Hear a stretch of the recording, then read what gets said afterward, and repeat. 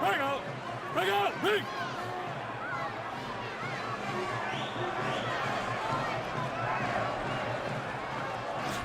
Suddenly in this round, Floyd Mayweather begins to use his jab, a weapon we don't see all that often. It's almost as though he disdains it from time to time, somewhat in the fashion of Roy Jones at the peak of his career. And there's that straight right hand again and again. Mayweather grinning to those at ringside as if to say, look how easy this is.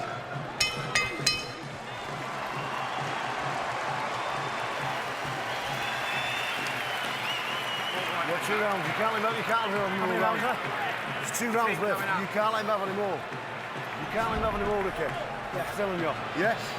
Don't take no crazy chances if you fight him in your fucking face. Move your head, flip him with a single, and then when you hit his head, get some room to move. Get some room to punch. You've got to do it in these next 2 rounds.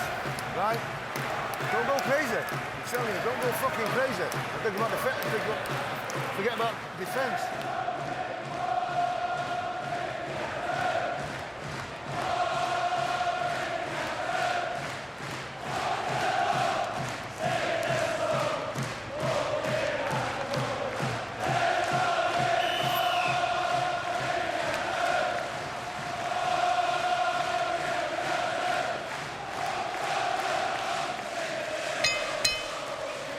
Almost as if he wanted to show he could do it, Floyd Mayweather unveiled his jab in round 9 and landed 11 of 15 of them.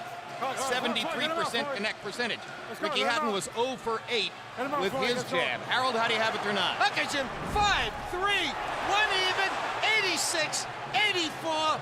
Floyd Mayweather. Jim, he's starting to move. You see, just as I said early in the fight, where Ricky Hatton rushes in, Floyd Mayweather skips back, gets off a nice right hand, and he nails him on the way in.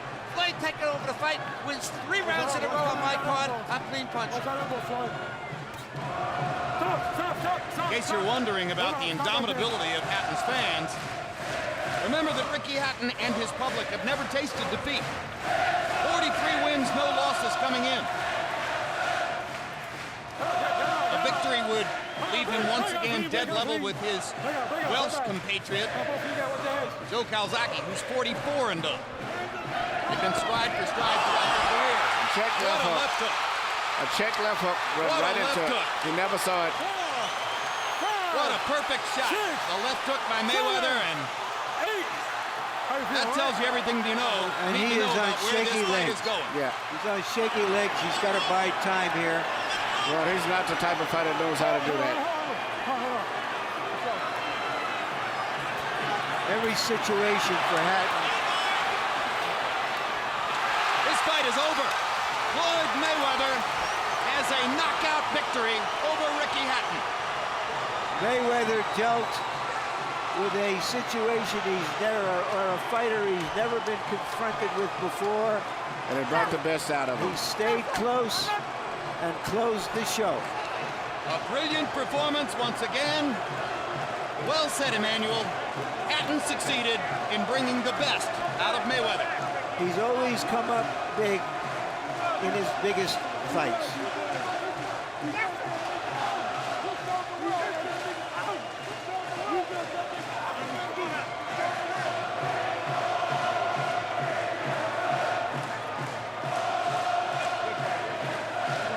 Hatton chatting with the doctor there. In the last few rounds of this fight, Floyd Mayweather showed you everything he can do. The brilliant defense, boxing skills, the jab, not often seen, the great left hook, those flush right-hand counter punches, punching in combinations that he hasn't used in years. So just as Emmanuel Stewart suggested, Hatton's triumph tonight is that he forced Mayweather to elevate his game. Mayweather's triumph is that he could elevate it, and he could show you why he's the best fighter in the sport. Very impressive performance, but I thought it would happen. He would either lose or he would look his best, and it came out that he showed his best performance tonight. Seemingly off stride at some points in the early rounds, he found every answer Here down you the see stretch. the check left hook. As he was coming in, he caught him with the left hook, but which he's been hitting with quite often tonight. That punch and the right-hand lead have been very consistent. Hatton going head first into the ring post, which certainly didn't help. Well, he didn't see it because his mind was all on offense. Plus, I think he was getting a little fatigued at that stage. And then this is the end. Another flush left hook, a straight right hand, and before Mayweather could land another punch, Joe Cortez pulling Mayweather away as Hatton collapsed into the corner. Completely done. 2 left hooks. Very accurate punches. He's a tremendously accurate puncher.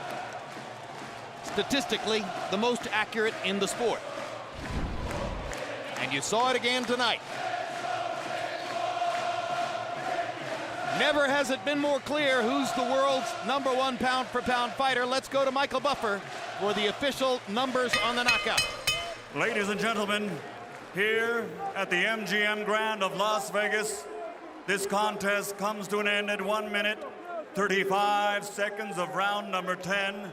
The winner by knockout victory, and still, pound for pound, the best in the world, still welterweight world champion, Pretty Boy Floyd, a.k.a.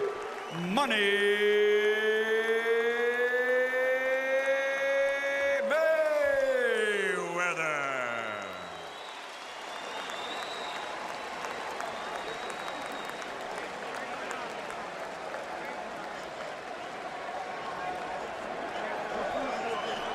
Ricky Hatton tastes defeat for the very first time. Floyd Mayweather remains unbeaten.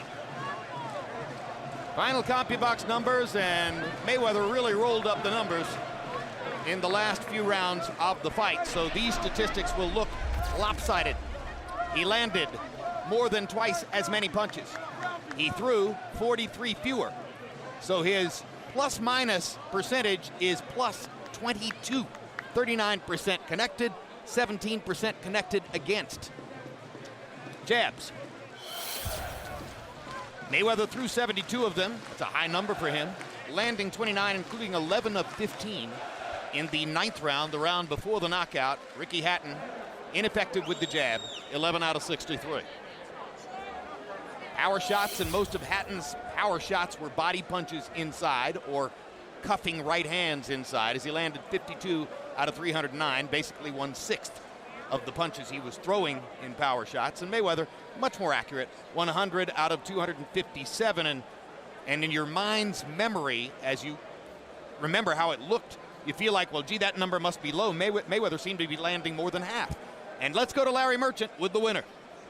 Thank you very much, Jim. Congratulations, Floyd. What was your strategy coming into the fight, knowing that it would be such a grueling, mauling beginning? First of all, I want to thank God for this victory. I love all the fans that came over from the UK. I love all the American fans. It's truly been a blessing, to be in the sport of boxing. But I just took my time. I fought on the inside, I fought on the outside, and that was our game plan. Did he make you uncomfortable at all? Because we've never seen you in that situation. Well, a true champion can adapt to anything. A true champion can adapt to anything.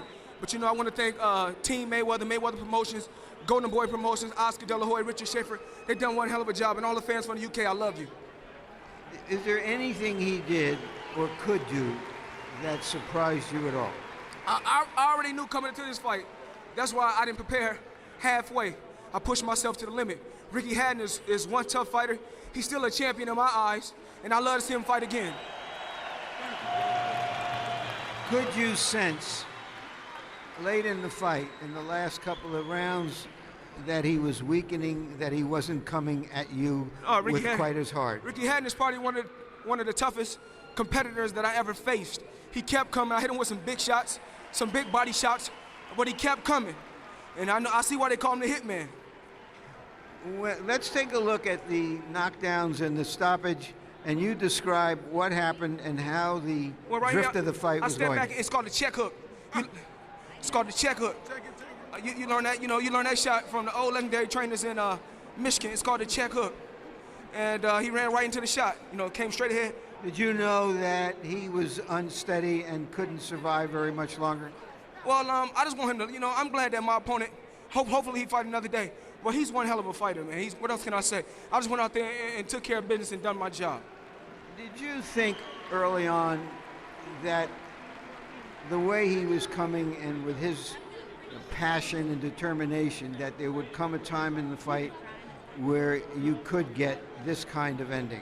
Well, I wanted to show the fans that I still got it. That's why I went through hand therapy, to show them that I can still punch with power, and I still got those exciting fights in me left. Because I think a few fights ago I gave the fans a couple of dub fights, but I wanted to come back with spark and a lot of energy. So that's what we did tonight. You said to us yesterday that you intended not to retire, as you once put it, but to take a long vacation, 9 months, a year. What is your feeling right now about the future? Well, thanks to Al Heyman, Leonard Ellis.